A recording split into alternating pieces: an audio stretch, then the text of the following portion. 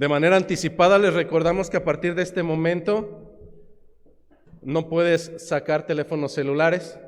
En la parte posterior hay una mesa donde hay Biblias de préstamo para que puedas usarlas y evitar malos entendidos. No vaya a ser que por el pensamiento de alguno de nosotros pase otra idea y entonces ¿para qué causar tropiezo? Mejor, si no traes una Biblia, ve a la mesa posterior, tienes un minuto. Quien no esté acostumbrado a estar escudriñando las Escrituras, de verdad, yo le digo, no pierda su tiempo. Si no vino a leer las Escrituras, entonces ¿a qué vino? Una fiesta no es, al menos no terrenalmente hablando. Pero no perdamos más tiempo y vayamos a las Escrituras. El día de hoy comenzamos un nuevo capítulo. Algunos de ustedes se preguntarán, hermano, nos faltaban algunos versículos del capítulo número 1. Sin embargo, estuvimos tocando esos versículos de manera indirecta en la primera exposición del libro de Timoteo. Ustedes recuerdan que hablamos acerca de aquellos que tenían aún algún grado de oportunidad para caminar en el arrepentimiento, a los cuales Pablo estaba instando a Timoteo que les llamara la atención. Pero también por otro lado, vimos que en estos últimos versículos, específicamente, si no mal recuerdo el 20, Pablo da entendimiento de que hay algunos que, como dijeran en el mundo terrenal, hay maderas que ya ni el barniz agarran, ni un tipo de barniz. Entonces, Pablo hablaba acerca de Alejandro y de Himeneo, los cuales habían apostatado de la fe y de los cuales ya no había nada que hacer. Pablo los había entregado a Satanás. Pablo los había expulsado de la iglesia y es cuando nosotros decimos, ay Pablo, te faltó amor. Bueno, no, Pablo estaba demostrando amor, pero ¿amor por quién? ¿Por el hijo de Satanás? No, Pablo estaba demostrando amor por los hijos de Dios que Cristo había puesto en sus manos y por tanto, por cuanto tenía que cuidar a la iglesia, tenía que sacar de allí, al igual que más tarde lo haría en 1 Corintios capítulo 5, con un perverso, el cual cometía pecado que ni aun entre los gentiles se nombraba. ¿Qué es lo que sucede ahora? El día de hoy comenzamos con 1 Timoteo capítulo número 2 y vamos a leer hasta el versículo número 8.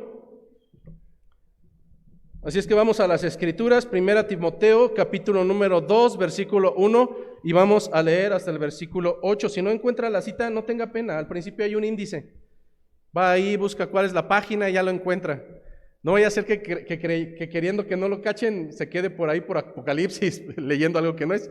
Entonces vamos a 1 Timoteo capítulo 2, versículo 1 al 8, y dice la palabra de Dios en esta mañana, en el nombre del Padre, del Hijo y de su Espíritu Santo. Dice Pablo a Timoteo, exhorto ante todo a que se hagan rogativas, oraciones, peticiones y acciones de gracias por todos los hombres, por los reyes y por todos los que están en eminencia, para que vivamos quieta y reposadamente en toda piedad y honestidad. Porque esto es bueno y agradable delante de Dios nuestro Salvador, el cual quiere que todos los hombres sean salvos y vengan al conocimiento de la verdad. Porque hay un solo Dios y un solo mediador entre Dios y los hombres, uno solo, Jesucristo hombre, el cual se dio a sí mismo en rescate por todos, de lo cual se dio testimonio a su debido tiempo. Para esto, dice Pablo, yo fui constituido predicador y apóstol, digo verdad en Cristo, no miento, y maestro de los gentiles en fe y verdad. Finaliza Pablo con unas palabras que son un poco difíciles de comprender. Quiero pues que los hombres oren en todo lugar, levantando manos santas, sin ira ni contienda. Esta es palabra de nuestro Señor. Para los cuales hoy es su primera ocasión en este lugar, las predicaciones que damos no son temáticas, porque corremos un grave peligro, y es que hablar sobre un tema en específico puede ser un arma de doble filo. Puedo traer algo que tú me hiciste y si mi corazón es necio, entonces yo voy a utilizar incluso la palabra para poder hacerte sentir mal. Pero por cuanto no es temática sino expositiva, llevamos un orden y hemos terminado así libros como Primera a los Corintios, Segunda a los Corintios, Gálatas, Efesios, todo el Evangelio de Mateo por más de 2 años y ahora en las últimas semanas hemos comenzado el libro hermoso de Primera a Timoteo, por lo cual en este sentido no puedes codear a tu esposa para decirle, oye, le dijiste algo al pastor sobre mí. No, esta es la lectura que hoy nos corresponde y vamos a leer lo que hoy corresponde. En ocasiones podemos pensar, ay, el pastor preparó algo contra mí. No, el Señor preparó algo contra ti. Y aún en eso debes de gozarte porque el Señor disciplina a los que ama. Si fueras hijo de vecina, el Señor no te pelaría absolutamente para nada. Así es que vamos a las Escrituras y en este sentido, para hacer una recapitulación de lo que hemos visto en las semanas pasadas y de una manera muy sencilla y contextual, ¿de qué trata el libro de Primera Timoteo?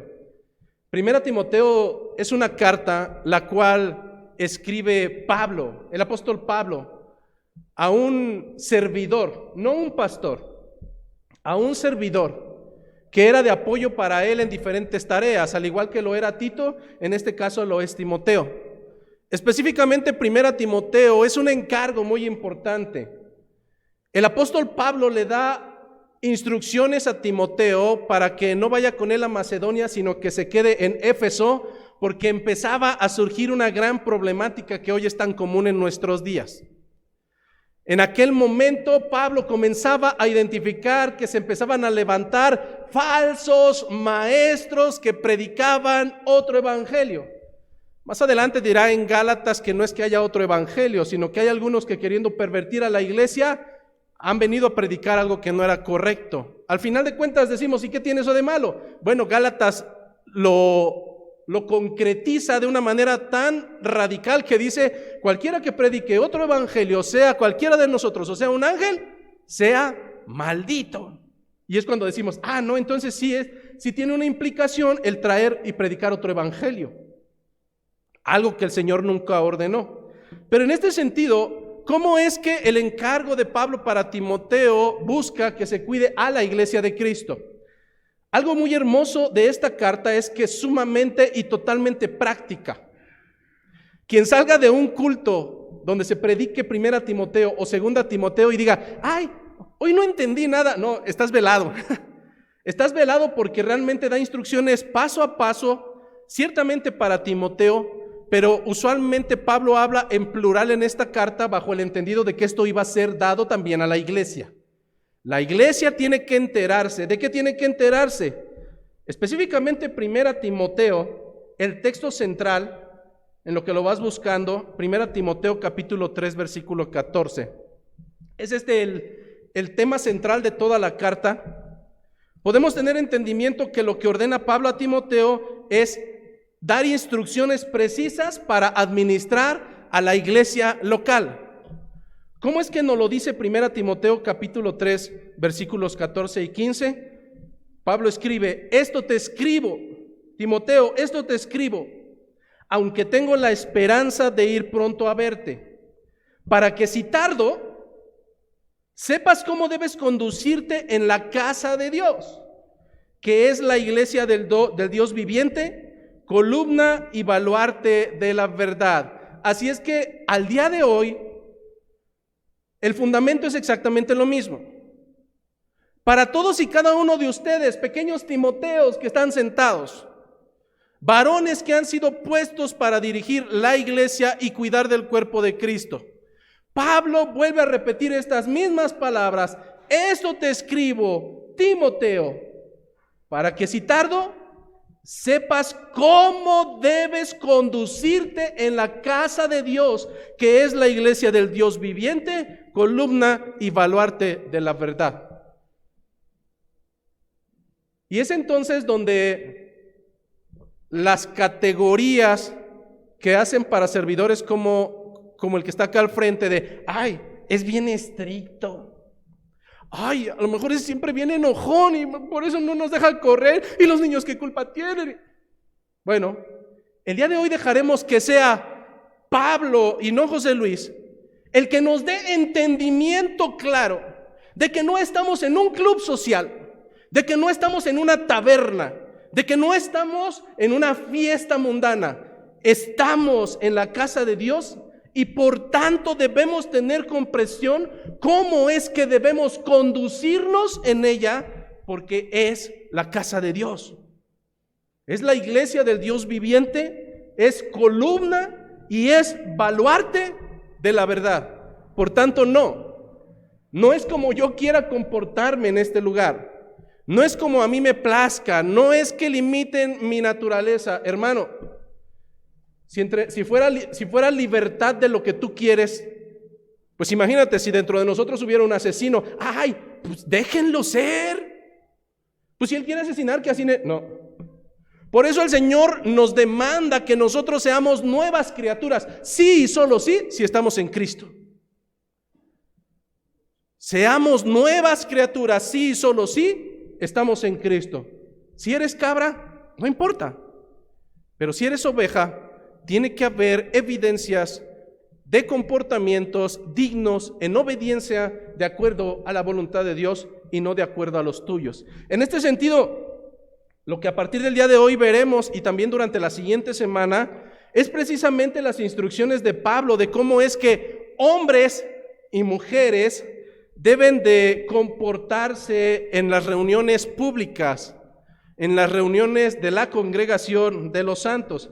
Del capítulo 2, versículo 1 al 7, el día de hoy veremos cómo es que cuando la congregación se reúne para un culto, no justamente tiene que ser de oración, pero cuando la congregación se reúne para un culto, se debe de orar por todos los hombres. Más adelante desglosaremos este concepto que puede ser tomado de una manera literal y errónea, pero que no ese es el fundamento. Y la semana entrante, si Dios lo permite, y si hoy terminamos, estaremos viendo a partir del versículo 8 y hasta el 15, la segunda parte, cómo es que hombres y mujeres deben de comportarse en forma de vida. Por un lado, los hombres en todo lugar, y esto va a ser un shock, lo adelanto. Esto va a ser un shock porque hace la distinción entre hombres y mujeres. Y hará la distinción de cómo es que los hombres en toda reunión pública deben levantar manos santas, deben de llevar la oración, no la mujer. Seguro aquí ya algún pensamiento feminazi ya empezó, ¿cómo que esta iglesia es? Bueno, si hay dudas, más adelante podemos resolverlas, pero créeme que si realmente alguien dentro de la historia bajo un contexto totalmente machista incluyó a las mujeres fue Jesucristo, no lo contrario. Pero iremos paso a paso, hermanos, y veremos cómo es que la semana entrante Pablo le da entendimiento a Timoteo, cómo es que las mujeres al prepararse para ir a la iglesia deben vestirse no como rameras, no, dice que deben vestirse decorosamente y en un lugar de culto deben mostrar que entienden y que han aceptado su posición, la posición no del hombre, la posición de Dios, del propósito divino, que han aceptado su posición divinamente ordenada. Así es que vienen temas sumamente fuertes, pero por adelantado quiero decir que si algo de esto no te gusta, no soy la persona indicada para que me la hagas de a tos. Si algo no te gusta de esto, tendrás que vértelas con Dios. Fue Él quien la escribió. Comenzamos entonces, hermanos, con la importancia de la oración. Para un cuerpo en Cristo, es más, para un individuo, para una persona, para un creyente, la oración es de suma importancia. ¿Por qué hacer la distinción entre los elegidos y los que están destinados para perdición? Porque solamente alguien que ha sido elegido por Dios, solamente alguien en el cual es cumplido la profecía del Antiguo Testamento de Ezequiel, solamente uno donde se ha depositado el Espíritu de Dios puede andar en sus caminos y en sus ordenanzas. Eso dicen las Escrituras.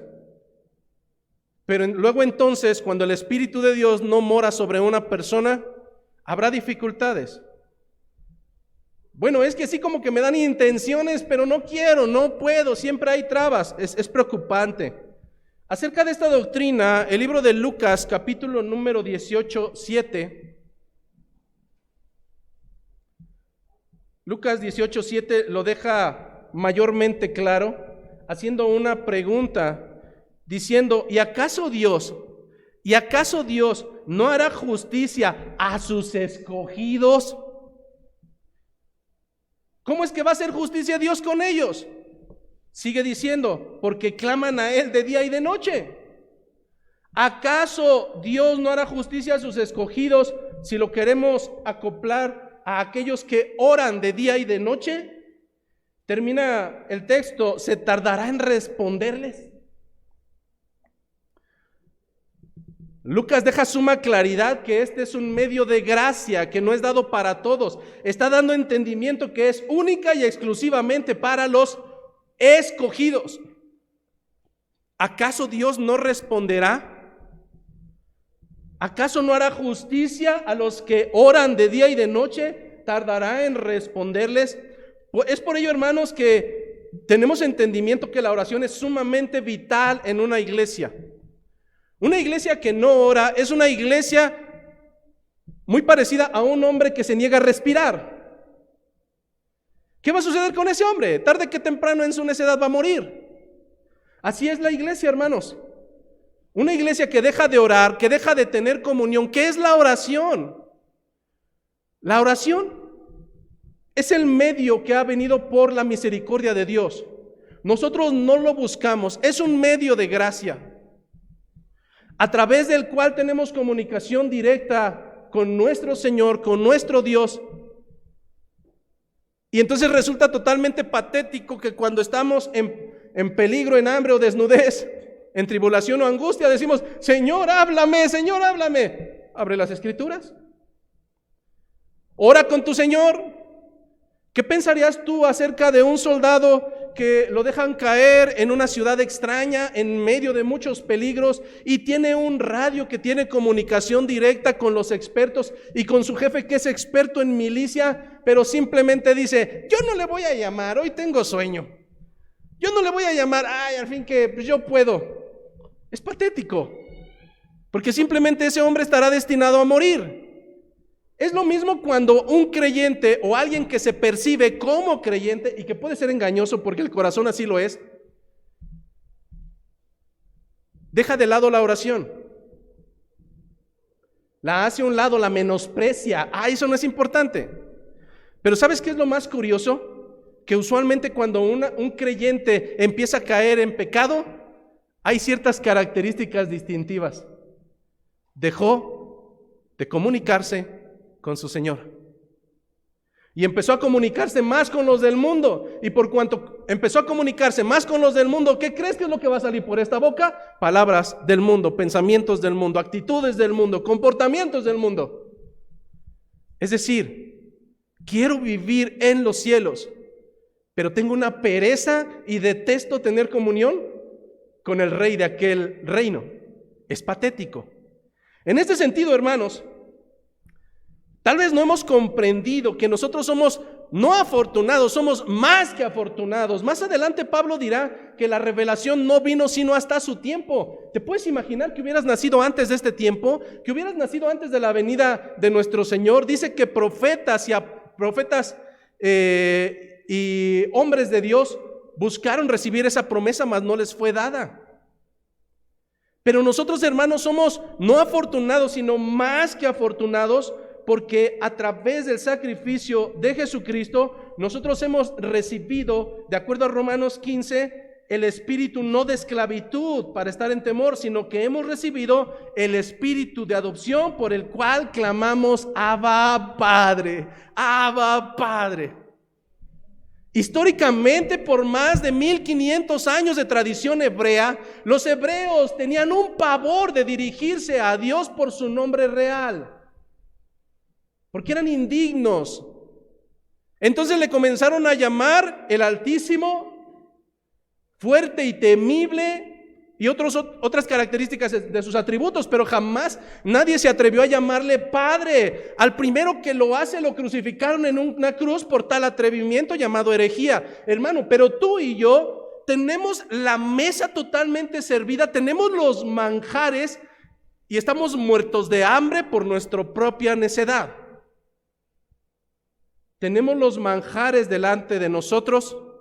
Las Escrituras nos narran cómo es que ese velo que no permitía que pasásemos al lugar santísimo, a través del sacrificio de Jesucristo, fue rasgado en dos de arriba abajo, y ahora no hay intermediario, ahora no hay una sola traba. Tú y yo podemos entrar confiadamente delante del Señor y decir: Abba, Padre.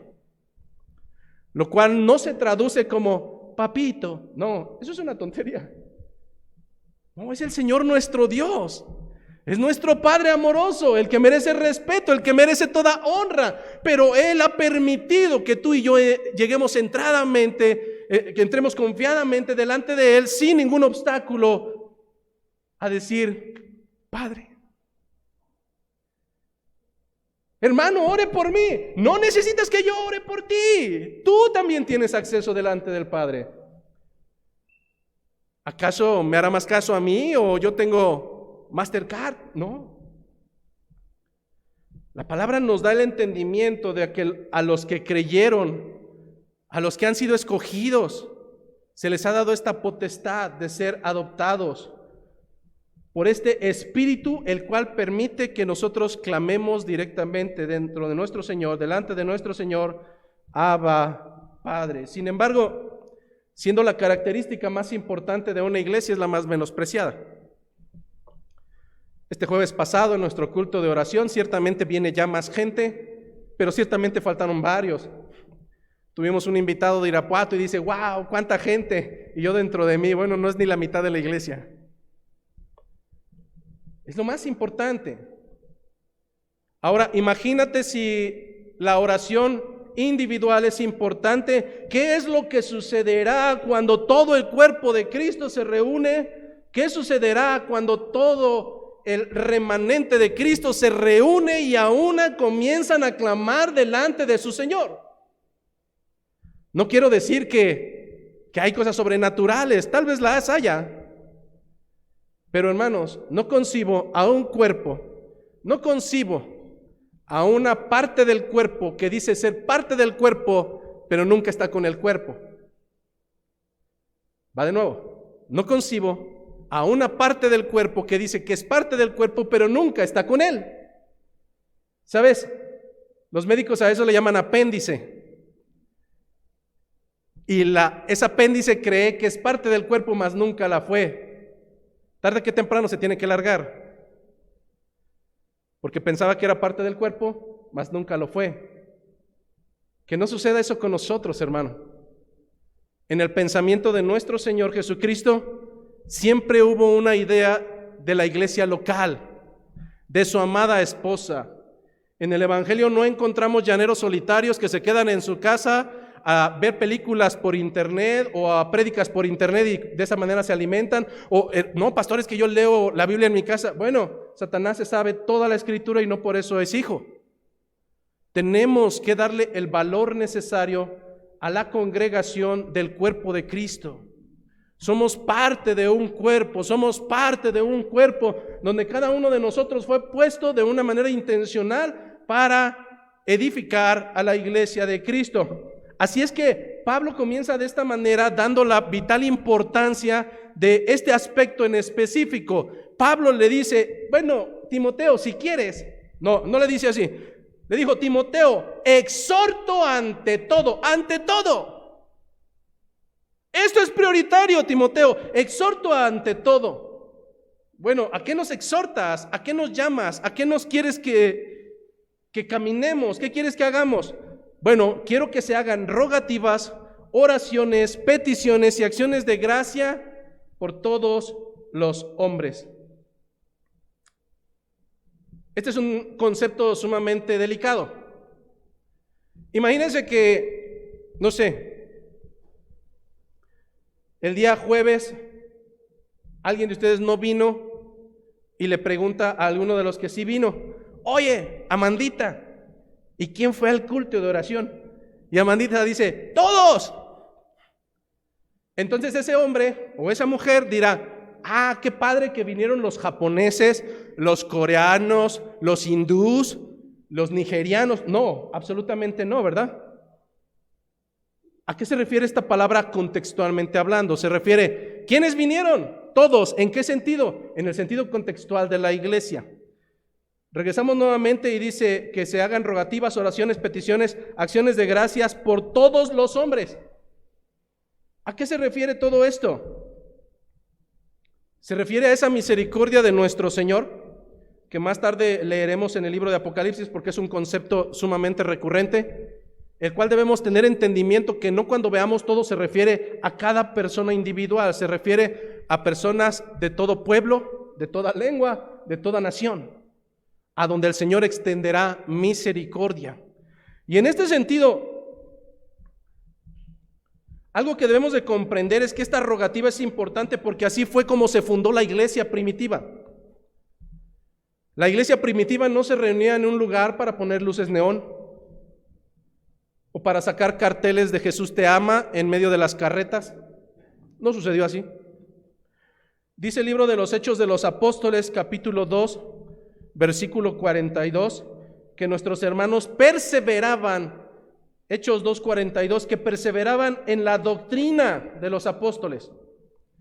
Primer característica, ellos perseveraban, no en genealogías, no en fábulas, sino perseveraban en la doctrina de los apóstoles, pero además perseveraban en la comunión unos con otros. ¿Te das cuenta? ¿Te das cuenta que desde el principio el pensamiento fue así? Que tuviéramos comunión unos con otros. Pero además continúa Hechos de los Apóstoles diciendo que perseveraban en el partimiento del pan y finalmente en algo que es prioritario, en las oraciones. Por tanto, no podemos concebir hoy en día una iglesia sin el espacio de oración, porque sería un total fracaso. Una iglesia que no se comunica con su Señor es cualquier otra cosa. Pon un montón de gente dentro de un espacio físico y diles que digan Dios, y probablemente no sea una iglesia, probablemente sea una cantina, probablemente sea un estadio. Pero ¿qué es lo que hace la diferencia? La adoración a nuestro Señor a través de las rogativas, de las oraciones, porque estamos totalmente certeros de que Él nos escucha, que Él nos atiende, que Él está a nuestro lado, que Él no nos va a desamparar ni uno solo de nuestros días y que estará con nosotros hasta el fin. La pregunta importante es, bueno, ¿y qué tipo de oración? Porque aquí menciona 4. Y precisamente menciona rogativas, oraciones, peticiones y acción de gracia. Y creo que esto va a ser también una pedradota para cada uno de nosotros. Los días jueves tenemos la práctica de que un hermano se para detrás del púlpito y precisamente solicita que alguien de entre nosotros haga una rogativa, una oración, una petición o una acción de gracias. Pablo deja claridad que esto debe de ser prioritario, que esto debe de ser lo esencial. Lamentablemente cuando llegamos a los días jueves es, hermanos, alguien que tenga un agradecimiento.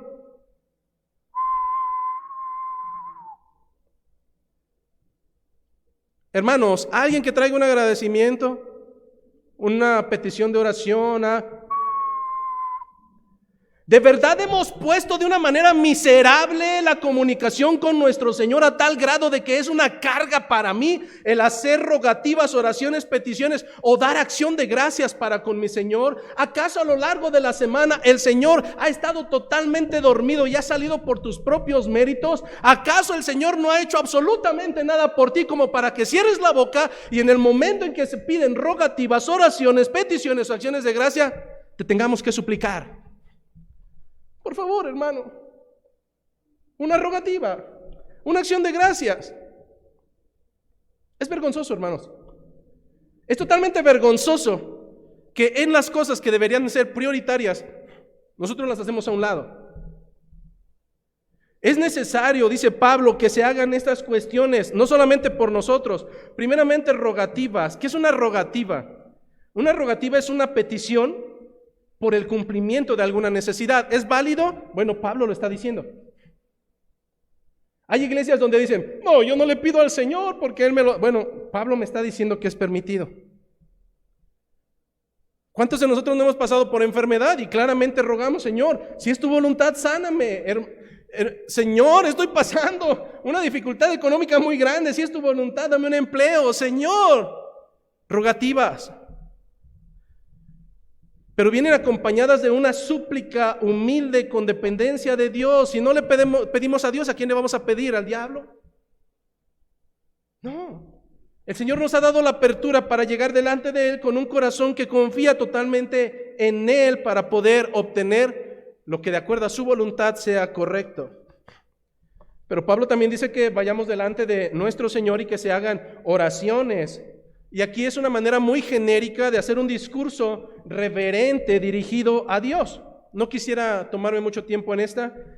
Hay una tercera característica en cuanto a lo que Pablo pide a Timoteo, y es que se hagan peticiones. ¿Qué es lo que sucede, hermanos? Hermano, ¿por qué usted, el día de la oración, usted se queda callado como zombie? Ay, hermano, es que yo no tengo necesidades. Bueno, está bien. Eso es hermoso. Pero sabes, somos un cuerpo. Somos un cuerpo, y cuando el brazo se duele, aunque no sea yo, el cuerpo se duele. Y cuando el cuerpo se goza, el resto del cuerpo se goza. Cuando un miembro se goza, el resto del cuerpo se goza. A lo que se refiere Pablo es a esa serie de oraciones características cuando sé que otra persona de mi iglesia, de mi cuerpo, del cuerpo de Cristo, está pasando por alguna situación dificultosa. Ahora te das cuenta por qué es necesario que asistamos juntos. Es que a mí nadie me visita, a mí nadie me dice. ¿Y cómo si no te paras en la iglesia? Es que nadie me llama y es que nadie me busca. Hermano, es que termina la congregación, termina el culto y te sales como si te hubieran puesto un cohete. ¿Cómo pretendes tener contacto con los hermanos cuando tú realmente estás poniendo trabas, estás poniendo bloqueos? Las peticiones a las que se refiere es a rogar en favor de otros a través de esa certeza que tenemos de tener acceso delante de Dios. Finalmente, llegamos al cierre de las pinzas, el cierre del ciclo de la oración. Es decir, si nosotros en algún momento, levante su mano, ¿quién ha pedido algo al Señor y se lo ha concedido? Levante su mano. Yo creo que tan cierto está que estás aquí. Y si no, alguien más pidió por ti para que el Señor te alcanzara con misericordia. Hay una historia en las Escrituras donde el Señor sana a un montón de ciegos, y después de que reciben la vista, todos se van a disfrutar su vista y solamente uno regresa. ¿Dónde están los otros 9? ¿Dónde están los otros 9? ¿Acaso olvidaron la misericordia de Dios? ¿Acaso solamente Dios es un utensilio que van a ocupar cuando es necesario y después los desechamos al bote de la basura? Lamentablemente suena fuerte, pero eso es lo que hacemos. ¿Dónde va a ser la siguiente ocasión que tengas rogativas, oraciones, súplicas y tal vez acción de gracia? Cuando nuevamente vuelvas a estar hundido en el fondo del lago cenagoso. Y mientras tanto, y Dios sepa, ¿no se te hace lo más miserable acordarme de mi Señor solamente cuando necesito? Eso es como una institución financiera. Y eso es reprobable para un creyente. En este sentido, lo que nos insta Pablo es hacerlo por todos los hombres. Esto no significa que sea, como ya lo explicamos, por cada persona de este universo y hay de ti que se te olvide alguno, no. Esto significa que todo ser humano, sin importar su raza, su pensamiento, sus cualidades, su estatura, su color de cabello, su género, puede ser susceptible de traerlo delante del Señor en rogativas, en oraciones, en acción de gracia. Pero Pablo comienza a perfilar todavía la oración hacia un segmento un poco más quisquilloso. Versículo 2, ¿hacia dónde enfocaremos estas oraciones? Por todos los hombres, pero también dice por los reyes y por todos los que están en poder o en eminencia, para que vivamos quieta y reposadamente en toda piedad y honestidad. La exhortación que Pablo está haciendo es a orar por los reyes, y esto es extraordinario. Ponte a pensar por este momento. Imaginemos que hay en la iglesia alguien que te trató como zapato, porque también los hay. Sí, claro que los hay. Alguien que no se cansó de hablar de ti chisme y, ¿qué crees que Martín y qué? Y te hizo ver, Martín, ¿orarías? Yo sé que me vas a decir que sí, ¿verdad? Hagamos la suposición, Martín, ¿orarías por esa persona? No lo sé, pero probablemente dirías, no quiero decir que tu corazón así sea, pero, no, que ore por él, que, a ver, ¿dónde estaba cuando estaba de chismoso o de chismosa? A ver, ¿dónde? Oye, aquí nos está diciendo que oremos por otros todavía más peores que el chismoso, que el que vitupera, que la que anda de casa en casa. Dice que la exhortación debe de ser por nuestras autoridades, por los que están en poderío o en eminencia. Y no lo está diciendo en un tiempo de quietud. Pablo está hablando en un contexto donde los tiempos eran los del emperador Nerón y que fue reconocido históricamente y es reconocido históricamente por ser uno de los hombres más crueles y mayormente contra los creyentes, contra los cristianos. Es este hombre quien, quemando una ciudad, después dice, fueron los cristianos, y comienza en el año 64 una persecución sumamente fea, drástica, donde nuestros hermanos en Cristo eran desquebrajados físicamente, eran quebradas sus cabezas, eran crucificados, eran usados como chivo expiatorio. ¿Te das cuenta cómo es que el mandato es incomprensible? Cuando se reúnan hermanos, hagan oraciones, hagan súplicas, hagan rogativas por todos los hombres, pero también háganlo por sus autoridades. ¿Qué razón tiene esto?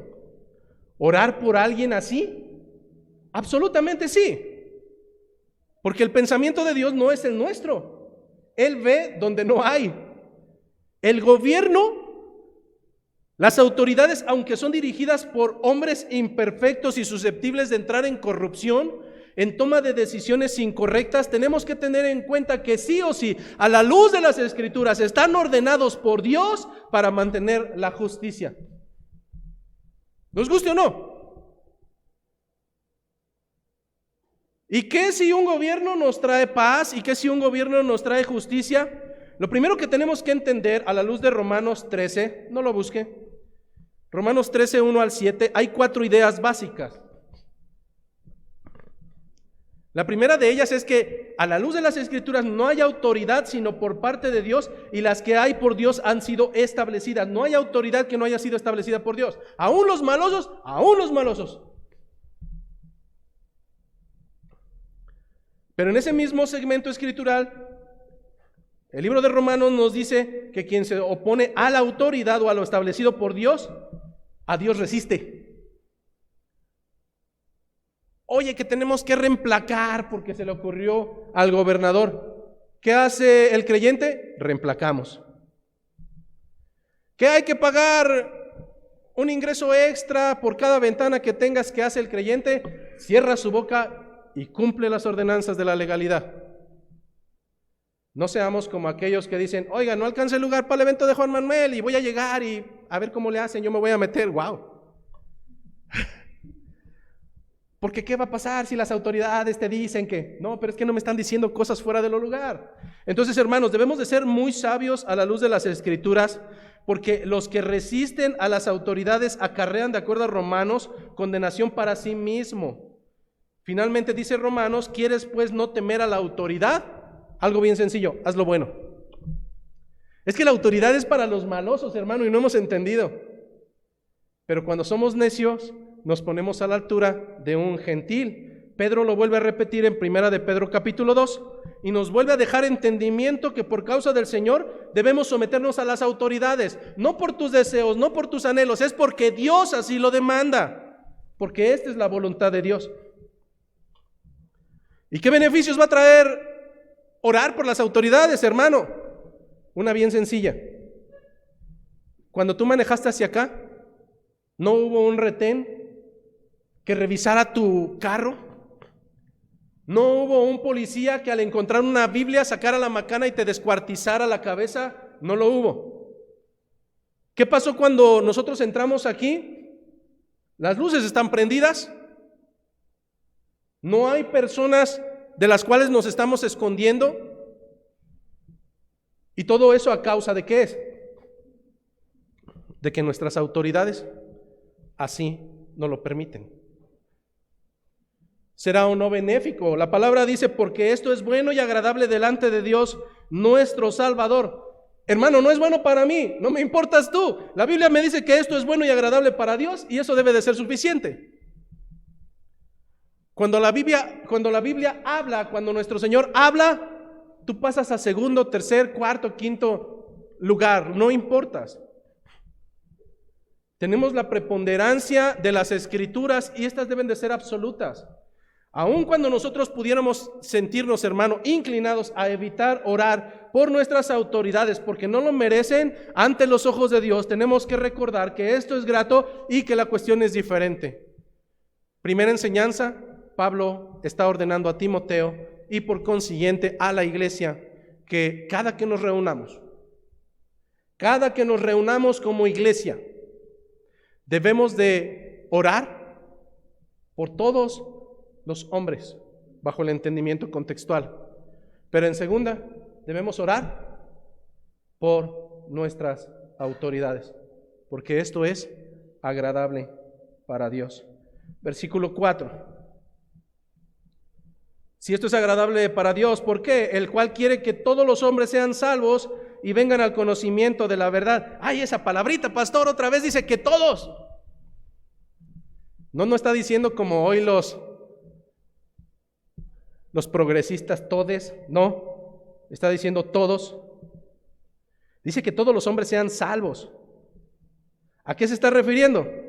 Oiga, mi vecino, que es asesino, está en el tambo, que es violador, que es... Ponle todos los adjetivos que quieras. ¿También él será salvo? No lo sé.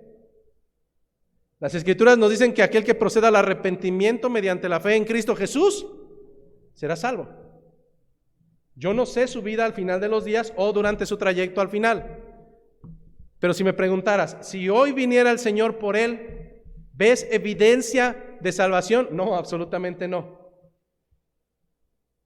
Bueno, entonces, ¿por qué ahí dice que Dios quiere que todos los hombres sean salvos y vengan al conocimiento de la verdad? Regresamos nuevamente a la parte contextual, en el que todos no significa todo el mundo. De la misma manera que el jueves vinieron todos, pero no vinieron los japoneses ni los coreanos, de la misma manera, ¿de qué está hablando? Está hablando dentro de un contexto doctrinal de la salvación, de la elección. ¿A qué nos referimos con ello? De que hombres de todo pueblo, de toda lengua, de toda nación, están llamados al arrepentimiento. Eso es lo que nos dice Apocalipsis capítulo 7, versículo 9.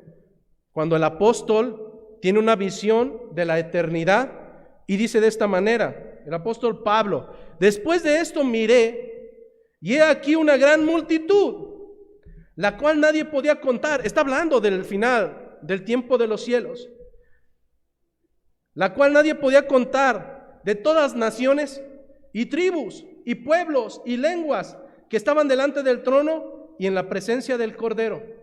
Estaban vestidos de ropas blancas y con palmas en las manos, y clamaban a gran voz diciendo: la salvación pertenece a nuestro Dios, que está sentado en el trono, y al Cordero. ¿A qué se refiere entonces el todos? Se está refiriendo a los que le pertenecen. Yo sé que para algunos que vienen por primera ocasión esto va a ser un puf, y por eso quisiera desglosar brevemente. En relación a la salvación hay tres posturas. Solamente tres posturas a la salvación de tu alma. La primera postura dice que Cristo murió para salvar a todos los hombres, literalmente a todos, que todos los hombres serán salvos, incluso tu hijo o tu hija gentil que siempre está perdiendo el tiempo. Sí, también esta postura dice eso. Esta postura dice que si Cristo ha pagado el precio de la deuda del pecado, entonces ha salvado y ha rescatado y ha dado su vida por todos los hombres. Entonces todos los hombres tienen que ser salvados. ¿Esta es una enseñanza bíblica? Absolutamente no. La pregunta es, si todos van a ser salvos, ¿para qué estamos aquí? Vámonos a fornicar, vámonos a robar, vámonos a asesinar, al fin que todos vamos a ser salvos. No, esa no es la enseñanza bíblica. pregunta en este mismo segmento: si todos van a ser salvos, entonces ¿para qué hay infierno? ¿Acaso abren un centro comercial para nunca abrirlo? No. Ese lugar bíblico llamado infierno fue creado y tendrá su apertura y tendrá sus habitantes y tendrá sus moradores por la eternidad. La segunda postura nos dice que Cristo murió en la cruz, pero aunque pagó el pago de nuestros pecados, su obra no llega a ser eficaz sino hasta que yo decido. ¿Te suena? Es decir, Cristo murió en la cruz, Cristo dio su sangre y está efectiva esperando a que yo decida. A que yo con mi corazón diga: Señor, te acepto, ya no me des lata. Esta postura es como si Dios solamente hubiera construido la mitad de un puente. Es decir, vas por la autopista, vas subiendo al puente y te das cuenta que se acabó. ¿Es eso lógico? No, absolutamente no. Es como decir que Dios ya hizo su parte, ahora te toca la tuya, te toca ayudarle a Dios porque Él no puede. ¿Qué pensarías de alguien que construye un puente solo a la mitad? Esto no es lógico. ¿Acaso Dios es incompetente? Absolutamente no. La tercera postura, la que profesamos nosotros, y daré texto bíblico, este punto pudiéramos abarcarlo durante 3 semanas y no terminaríamos, acerca de la expiación limitada, la doctrina de la expiación limitada.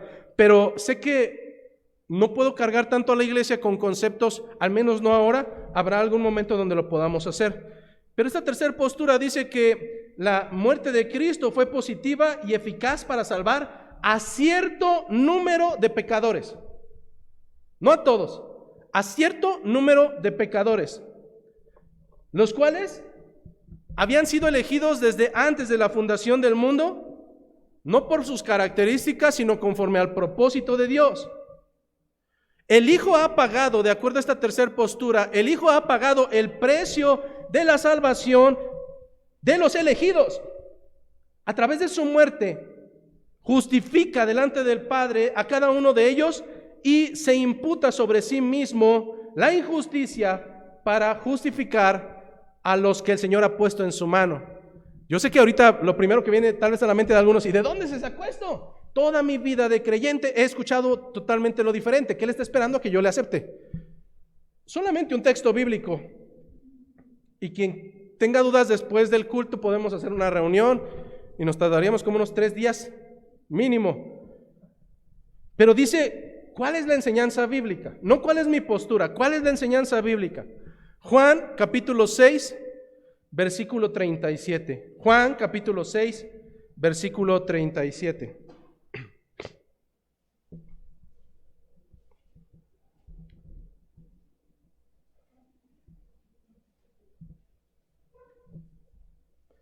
Vamos a leer del 37 al 39 y luego nos vamos a saltar hasta el 44 para que nos den los tiempos. Dice Juan capítulo 6, versículo 37. Todo lo que el Padre me da, vendrá a mí. Todo lo que el Padre me da, vendrá a mí. Hago un paréntesis. ¿Por qué algunos de tus hijos no van? ¿Por qué a compañeros de trabajo les has hablado hasta el cansancio, a familiares, y no van? Nuevamente, todo lo que el Padre me da, vendrá a mí. Sí o sí, todo lo que el Padre me da, vendrá a mí. Y al que a mí viene, no le echo fuera. Paréntesis.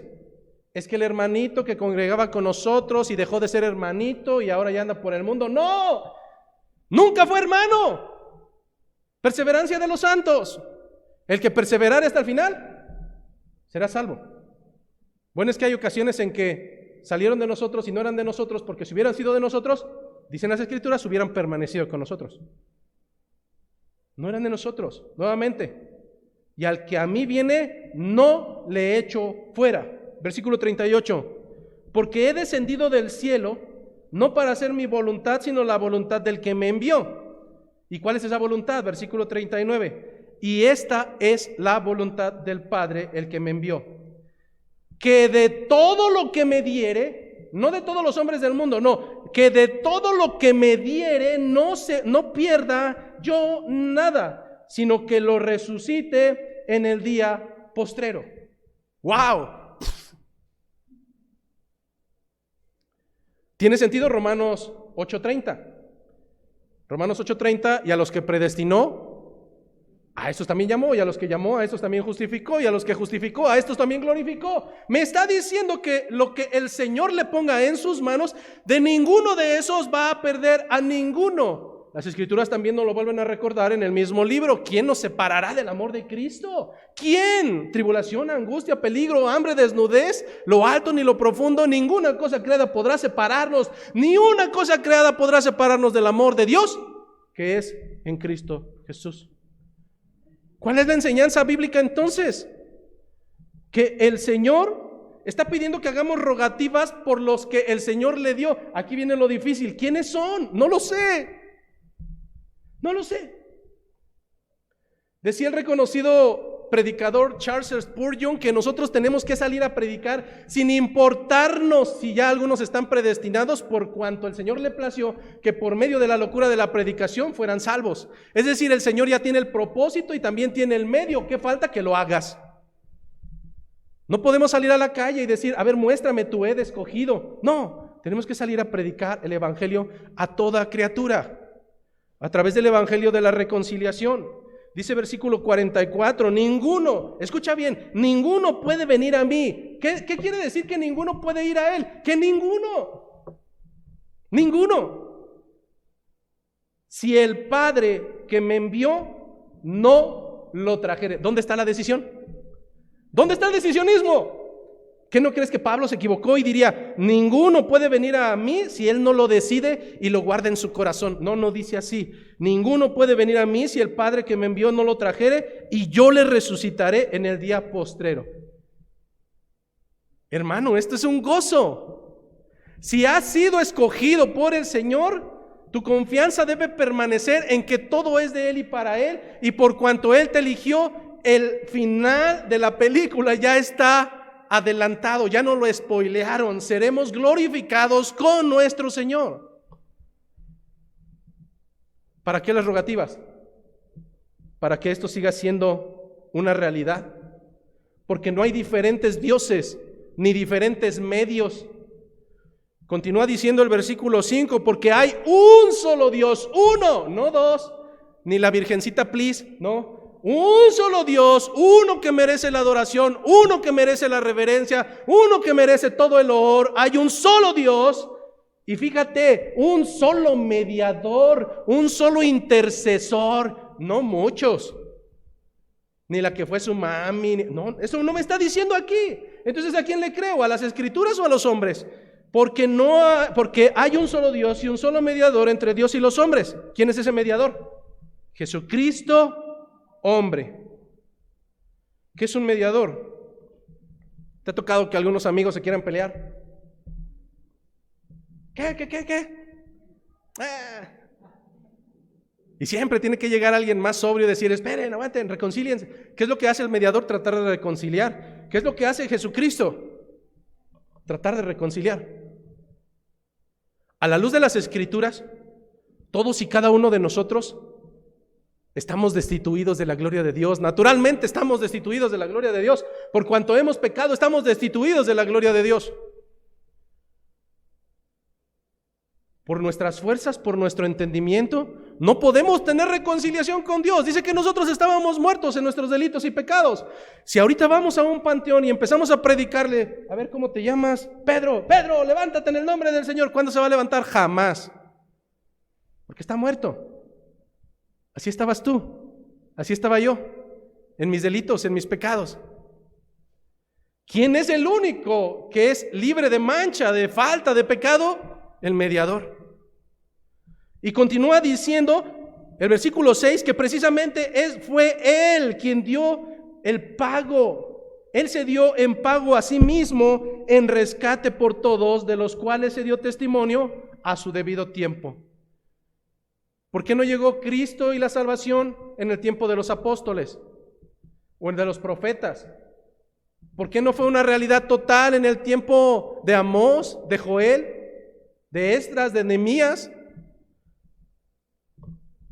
Porque el Señor se dio en rescate por todos y dio su testimonio en el debido tiempo. Se dio a conocer la noticia, no en tu tiempo ni en mi tiempo, en el tiempo adecuado de Dios, en la oportunidad favorable a su debido tiempo, no solo para los judíos, sino también para todos los hombres. ¿Te das cuenta cómo ahora la palabra cobra sentido? Hasta ese momento, solamente el judío, bajo la perspectiva humana, estaba llamado a salvación, a redención, a través de su pensamiento. Continúa diciendo Pablo que por eso fue el motivo por el cual ha sido constituido, versículo 7, predicador y apóstol. Ese fue el motivo. ¿Recuerdas cómo veíamos que Pablo era el perseguidor de la iglesia? ¿Cómo es que Pablo era el que incluso pedía cartas para ir fuera de la nación judía, para ir a traerlos y asesinarlos? ¿Cómo es que delante de uno de ellos él consintió que lo matasen? ¿Para qué fue constituido predicador y apóstol? Para que el Señor extendiera misericordia de ti y de mí. ¿Te puedes imaginar que Pablo no hubiera sido ordenado para llevar el mensaje a los gentiles? Tú y yo seguiríamos en camino de suciedad. Tú y yo seguiríamos perdiendo nuestro tiempo en esta mañana, tal vez levantándonos de haber hecho vergüenzas el día pasado y sentirnos aún hombres poderosos. La misericordia del Señor no llega cuando el hombre quiere, sino cuando es el debido tiempo, cuando a Él le place, conforme a sus propósitos, conforme a su voluntad. Algo muy curioso, y casi vamos terminando, es que Pablo dice algo muy curioso. Entre paréntesis, después de haber dicho que para eso fue constituido predicador y apóstol, ratifica y dice que esto dice de verdad en Cristo, que no miente. ¿Acaso Pablo no le está escribiendo a un amigo llamado Timoteo? ¿Qué necesidad tiene de decirle que no está mintiendo? Yo te conozco, Pablo. Pero tarde que temprano esta carta iba a llegar a oídos de los de Éfeso. Tarde que temprano esta carta llegaría a nuestros oídos y nos daría entendimiento de que no fue un fantoche, de que no fue un impostor, de que fue uno que fue llamado como abortivo, como el más pequeño, el más insignificante, el que no merecía justicia, el que no merecía misericordia. A través de ese que es muy similar a nosotros, llegaría el mensaje de salvación para los que no estábamos bajo perspectiva humana contados dentro del pueblo de Dios. Y entonces es un regocijo. Entonces es un gozo el que este apóstol haya sido levantado. Seguramente en aquel entonces el motivo de la carta, que es desmentir y callar la boca a los falsos maestros, seguramente también iba con esa intención de dejar claridad que aunque ellos demeritaban el ministerio de Pablo, Pablo realmente había sido llamado para traer el mensaje de salvación para nosotros los gentiles.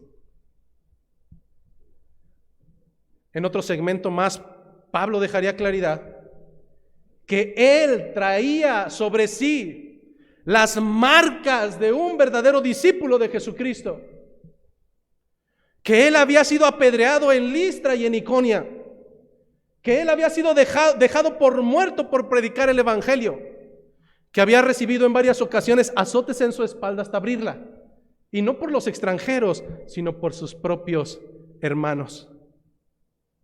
Y aún así, ¿dices que soy mentiroso? No, Pablo fue levantado para que tú y yo podamos el día de hoy gozar de misericordia.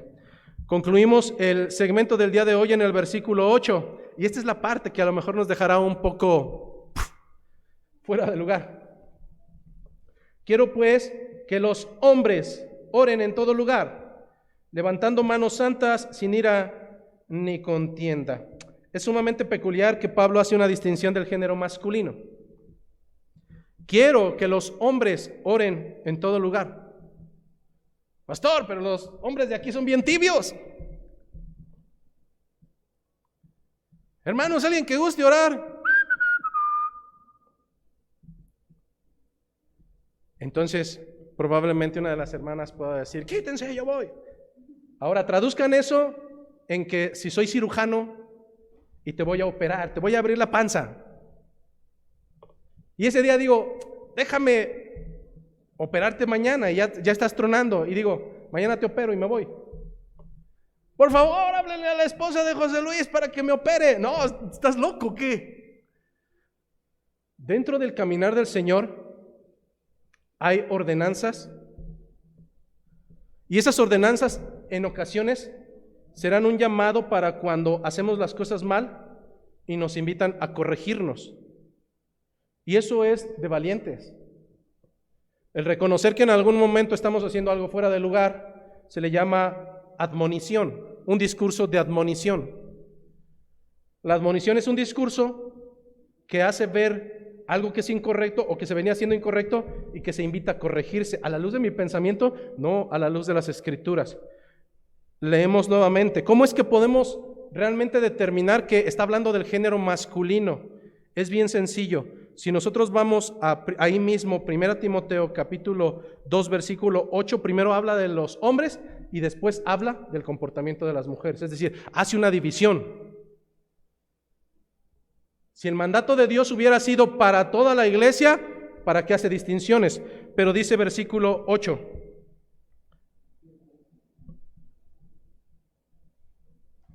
Primera a Timoteo capítulo 2 versículo 8. Quiero pues que los hombres oren en todo lugar levantando manos santas sin ira ni contienda. ¿Hasta ahí vamos bien? Y la semana entrante comenzaremos con lo siguiente. Asimismo que las mujeres. Entonces terminó la ordenanza para los hombres, ahora sigue la ordenanza para las mujeres.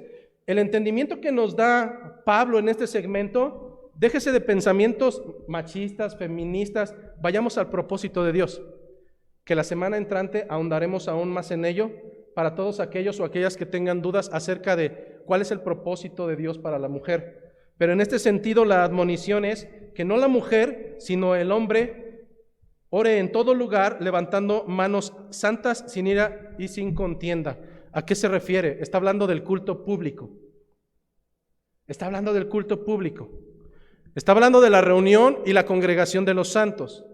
Está hablando cuando el pueblo se reúne para poder adorar a su Señor, sea jueves, sea viernes, sea lunes, sea martes, sea en mi casa, cuando somos varios. ¿A quién le corresponde? Y es que lamentablemente hoy en día el hombre se ha afeminado. Lamentablemente en nuestro tiempo el hombre se ha afeminado.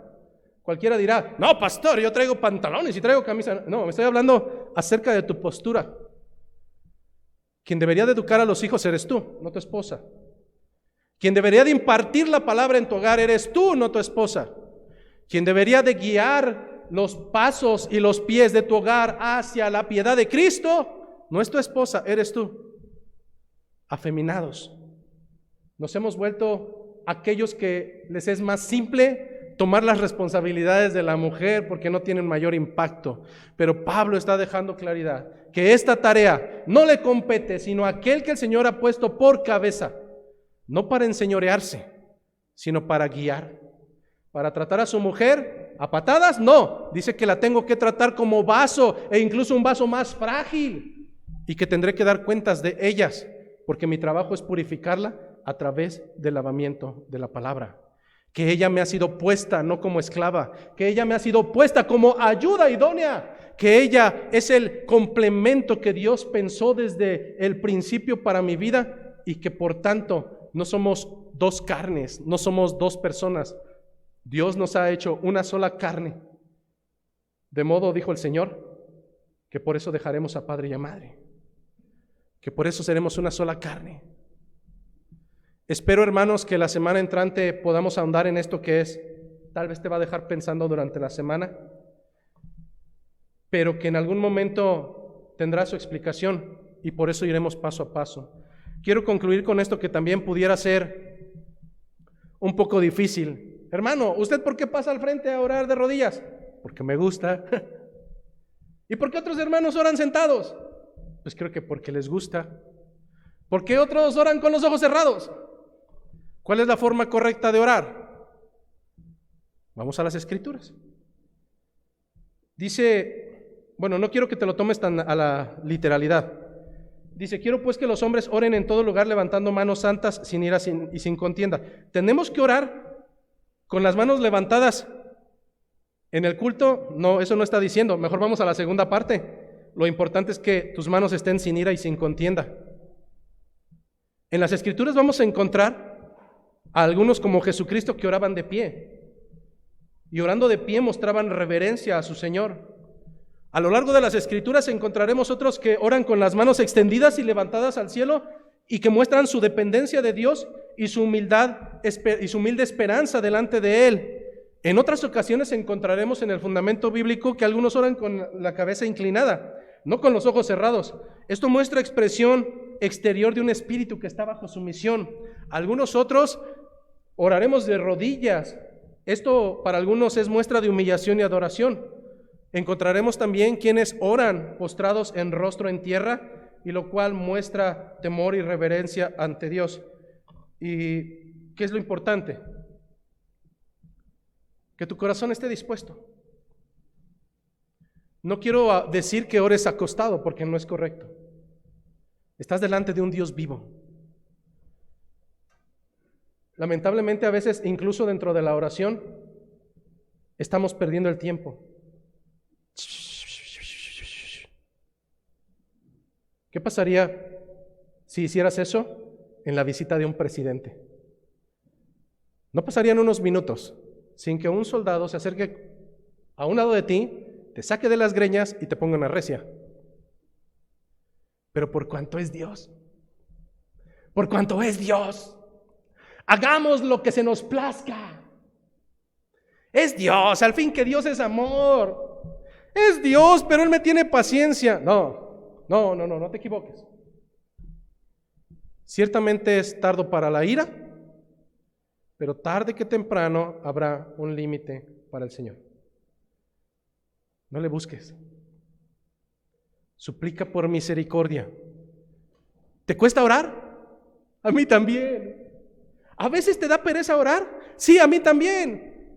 En ocasiones quisieras omitir el estar de rodillas para clamar a tu Señor. ¿Qué crees que en ocasiones también a mí me ha pasado? Pero cuando la carne no se quiere sujetar, recuerdo que tengo un Dios que es todavía mucho más poderoso que cualquier cosa en esta tierra y que Él no estará dependiendo de mi estado de ánimo, que Él es Dios y por cuanto Él es Dios poderoso, Él es digno de toda la gloria, de toda la honra, de toda la exaltación. A Él sea la gloria por los siglos de los siglos. Amén. Así es que, hermanos, deje de desaprovechar ese gran manjar que está delante de usted. Deje de tenerlo en menos. Deje de pensar que es una baratija, porque no lo es. Llegará un tiempo en que le estén pasando cuentas a usted y probablemente será como aquel hombre: Señor, sácame de este lugar. Por tanto, hermanos, más vale perro vivo que león muerto. Roguemos al Señor por su misericordia el resto de nuestros días. Gracia y paz del Señor, hermanos.